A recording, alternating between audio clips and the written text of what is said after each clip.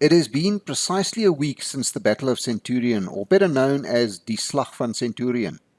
As a quick reminder, the Battle of Centurion was basically a protest march against the leadership of the Freedom Front Plus by its voters. Yes, the people who voted for the Freedom Front Plus are unhappy about the treatment they received over the last 30 years. In a nutshell, the leadership of the Freedom Front Plus, who by the way have occupied the top seats in the party every single year for the last 30 years. Although the founding philosophy of the Freedom Front was to fight for the freedom of the Boer people of South Africa via the use of the Afrikaner Accord, which was signed and agreed to before the elections in 1994 by the ruling party, which was the National Party, the ANC, as well as the then Freedom Front Party, and a host of international witnesses. This was followed by the clause in the Constitution, apparently authored by Corneille Mulder. Article 235, as it is known, recognizes the right of any people, not just the Boer people, to self-determination, but also stipulates that this needs to happen according to legislation which at that stage had not been written or accepted. I know of two separate people that were apparently paid to write the draft legislation documents which were never submitted or were never considered. All this while it was the sole purpose of the Freedom Front to pursue this.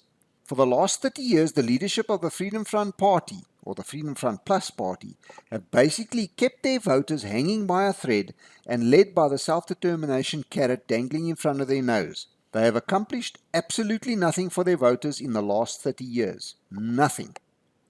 Just as a matter of interest, the only excuse that the Freedom Front Plus can come up with as a reason why they have done absolutely nothing in the last 30 years is that, and I quote, the time wasn't right.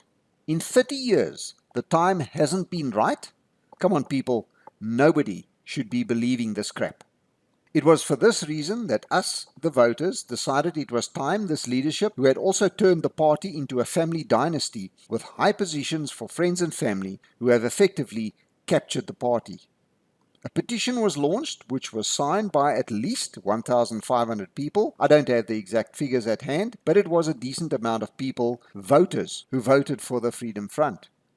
Those that could make it to the offices of the Freedom Front Plus last week met there at midday and, as arranged, timeously with the leadership of the Freedom Front Plus to hand our demands for the leadership's resignation to them personally. As I said in my last recording, I was going to be there, and I was. Although the number of people who were actually there was disappointing, it can't be considered an indication of how much support the movement has. For starters, the whites of South Africa are by nature not the kind of people who parade in the streets waving placards. Most of us are hard at work trying to make ends meet, myself included. I had to take a day's unpaid leave to attend, but I think it is a worthy cause. I will pay for it at the end of the month though. So from someone who was there, I heard and saw everything that took place. I'm now going to give you an account of what I witnessed, as well as my opinions on the events of Friday the 2nd of February 2024, the Battle of Centurion. Everyone who took part met at a car park very close to the party's offices and proceeded to walk to the grassy pavement opposite the business park where the Freedom Front have their office. When we got there, we were met with a fairly large police presence in the form of a Nyala and a few police vehicles and personnel. This was expected, I guess, but even if the police presence was double their strength, it would not have made a single bit of difference because the small group of people were extremely well behaved and the relationship between the protesters and the police turned out to be very good. The most amusing thing was the presence of 3 separate security companies and a number of what can only be described as bouncers. Between the police, the security personnel and these bouncers, there were more of them than there were protesters. That being said, Wessel Basson from Patriot 235 or Patriot 235 gave a speech on exactly what and why we were doing what we were doing, using the aid of an amplified speaker. There were also 1 or 2 other people who had their say, but the meat and potatoes of the protest gathering was supplied by Wessel. When it came time for the pre-arranged handing over of the protest demand documents, a call was made for the leadership to come out and receive them. This is where my eyes went open to what we, the voters, are to these people. We were told in no uncertain terms that nobody from the EFF offices would come out to receive the document. After quite an argument, they did in fact send out a young guy who turned out to be their IT guy. At this point, Devin Hofmeyer stepped forward, this is Devin Hofmeyer from the Betrayal, and asked the IT guy who the most senior person in the office was right then and there. Devin told him to go back to the office and fetch the senior member, who was a Mr. Decker. I forget his first name right now. The IT guy returned with a message that Mr. Decker was just going to make a few calls first before coming out to receive the documents. This never happened. Wessel decided then to phone Peter Groenewald himself and ask why nobody was prepared to come out to receive the documents, as had been previously arranged. His call was met with a flat refusal that nobody would come out, and ended the call by telling Wessel that he could do whatever he wanted, but if he stepped over the premises border, he would be arrested, and literally ended the call right there. In the end, the highly embarrassed IT guy accepted the protest documents and signed for them. This, in a nutshell, is what happened in Centurion last Friday. This is my opinion and what I learned last Friday. First and foremost, I learned that the leadership of the Freedom Front Plus feel absolutely nothing for those who vote for them.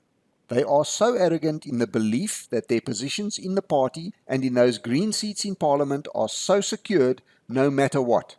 It is an absolute fact that the Freedom Front Plus has made absolutely zero progress towards producing the draft legislation needed to enable Resolution 235 or achieving any kind of self-determination for us at all.